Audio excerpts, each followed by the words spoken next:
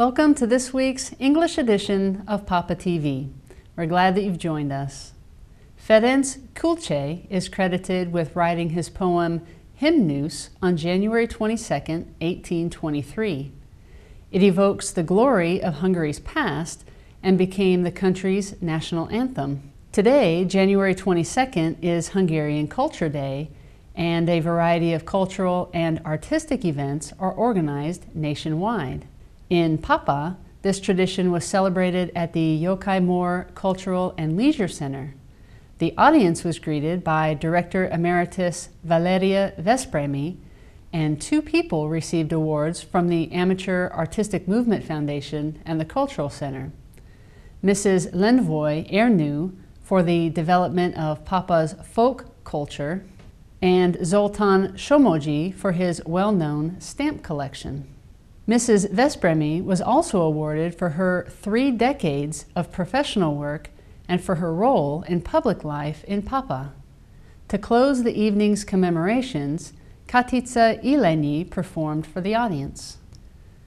Throughout December, an after-school program at the Vörös Sándor Primary School focused on the children's manners. Friday, January 20th, was the final day of these lessons, and they centered around preparing food, eating, and setting a table.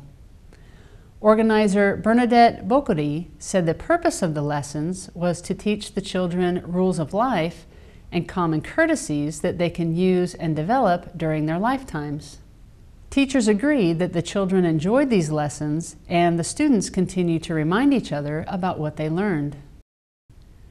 Parents and prospective students attended a presentation at Tuer István High School on January 24th to learn about qualification and registration. Students can apply to the school until February 17th. School director Zsolt Nemeth said the students don't have to take exams, but face-to-face interviews will be conducted to learn about their interests, qualifications, and ability to work together in a class of 30 students. Form teacher Csilla Gruber discussed some of the curriculum and learning techniques.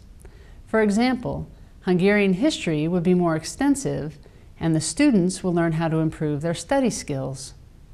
A program was organized in which older students help younger students in subjects like English, math, and history.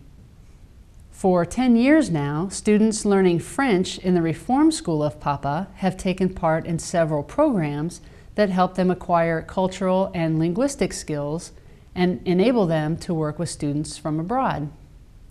Teachers recently created the material for the 5th project, which focuses on discrimination. Previous projects emphasized traditional work, gastronomy, environmental protection, and European identity. To prepare for the latest project, school surveys were conducted with participation from Romanian, Spanish, French, and Hungarian language schools. Project lead Daniele Catala said the basics of a successful project are getting to know each other, working together, and forgetting cliches. For the students taking part in the project, she said they are able to practice the language and perhaps become friends with the foreign students. Of course, the best part is going abroad to visit other schools. The Reformed Assembly of Pápa collected donations for the Tulip Children's Home in Holtmaros, which will be presented on February 10th. The Transylvanian Children's Home cares for 12 orphans. Reformed pastor Gergely Szokács said that food, cleaning supplies, and money are collected 3 to 4 times per year for the home, since they are not supported by the government, but by the church and other foundations. In 2004, a plan was launched to build a leisure center in Üreghegy on the outskirts of Pápa.